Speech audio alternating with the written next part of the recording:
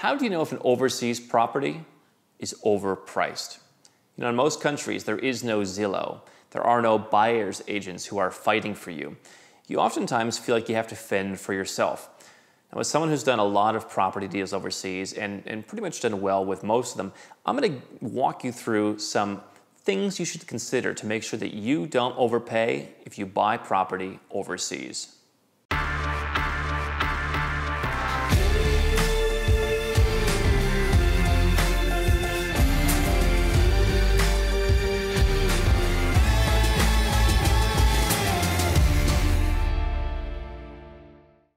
Hi, I'm Andrew Henderson. Let's get to the list. So the first thing you need to consider is, who are you working with? Who is your the person on the other side of the deal? What you find in a lot of these countries is you've got an agent, and then you've also got a mediator. So you've got this extra party that's involved where the agent has the deal. They have these kind of bird dogs who go out and find buyers, and then everyone is getting a cut. And so obviously that's going to add to the price. One thing I've learned about property deals in a lot of parts of the world, especially in places like Eastern Europe, is that sellers are going to sell their property, if it's a home, potentially once in their lifetime, okay? And so while countries like the United States and Australia see people moving around a lot, the average ownership of a house in the US is something like 5 or 6 years. People in other countries don't do so many transactions, and so that means that they're not going to be as flexible on their prices often, which means that the more people that are involved in the deal, the more add-ons to the price that are there to help them accomplish that, i.e. they want $100,000. I've literally been in a number of countries where on a $100,000 deal, the seller will say, I'll give you a deal. It's $99,000 today only. And so if you're the agent and then you got to pay somebody else, you're just going to say, okay, 100, add 5%, add another 5%, you're going to overpay for that property. Obviously, in some countries, there are prices for foreigners. You walk by those real estate windows and you see the prices.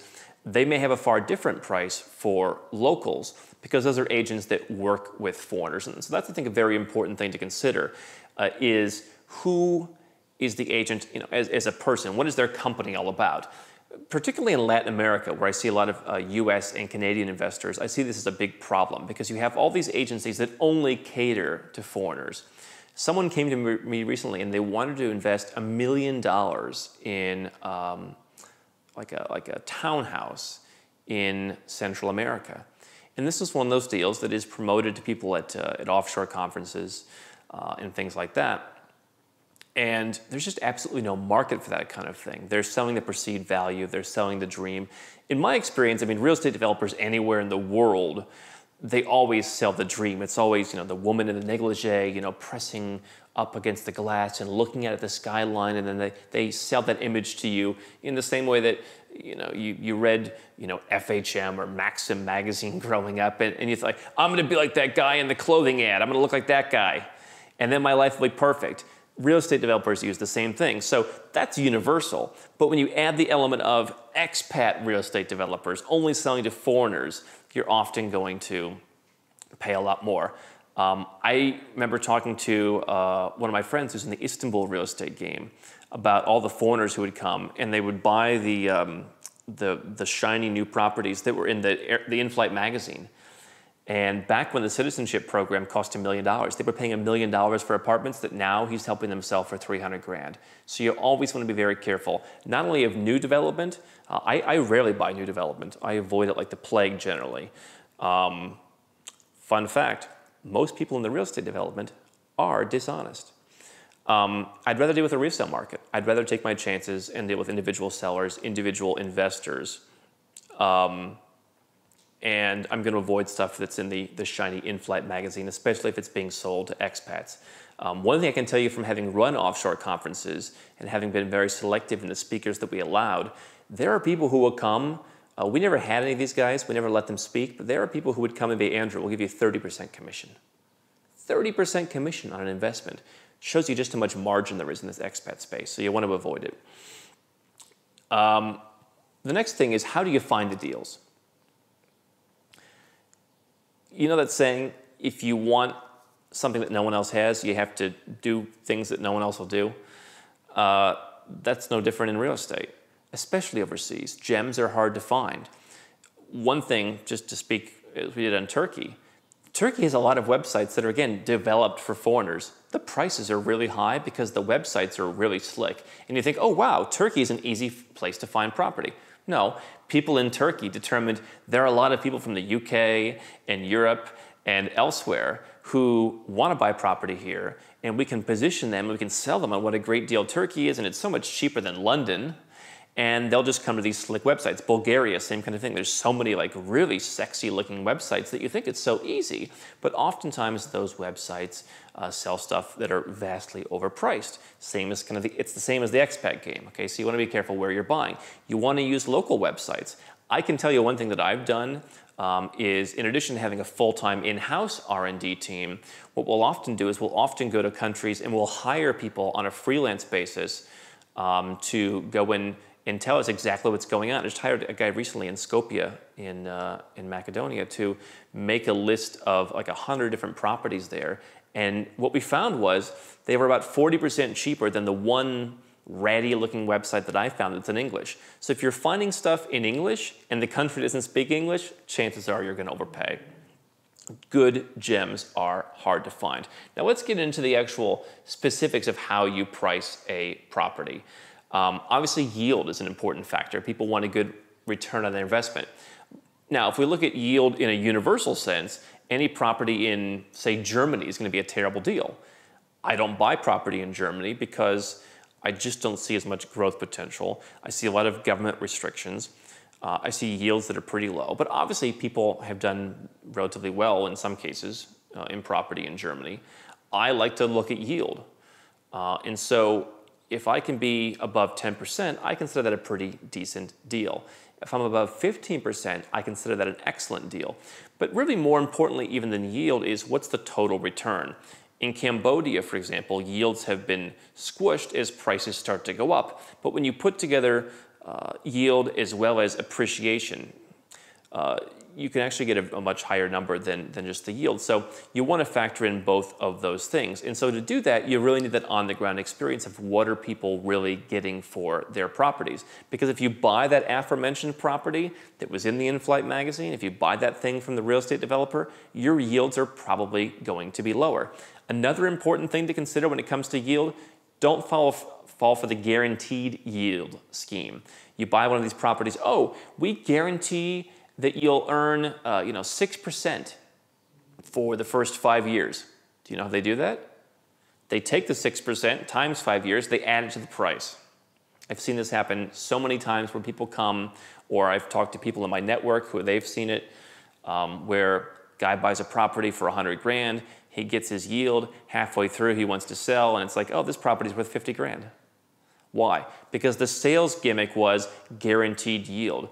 Nothing's guaranteed. There's no free lunch. Everything has to be paid for somehow. But again, that's something that is largely targeted at expats is the guaranteed yield. The challenge with a lot of those properties also is what is the resale market, okay?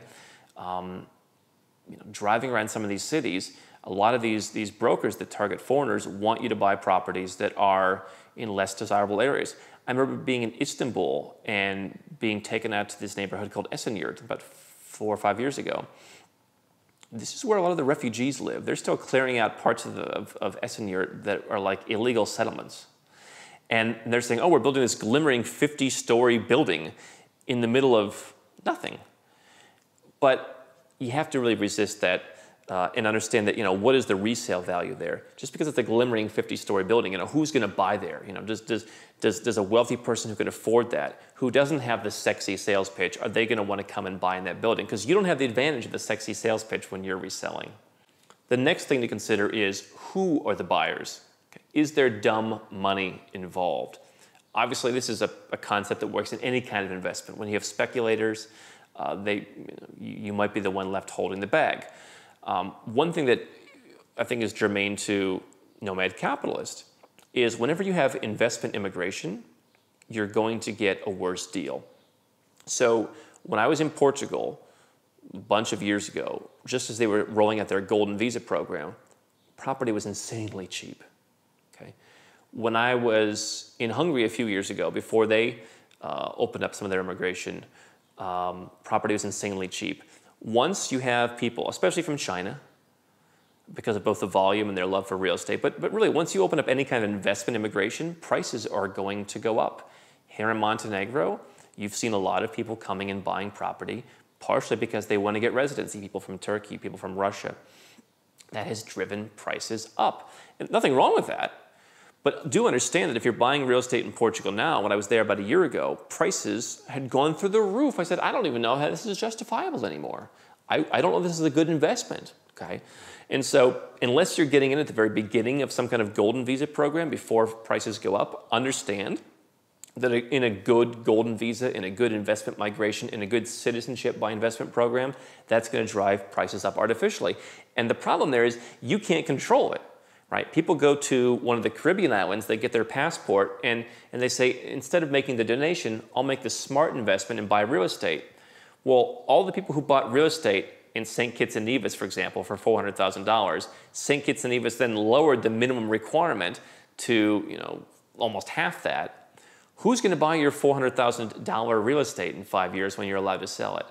Who's going to pay double the required minimum price? And so understand that if you're buying property, same thing in Cyprus. Limassol, one of the most expensive places in Europe now because people wanted citizenship and they didn't care about the investment.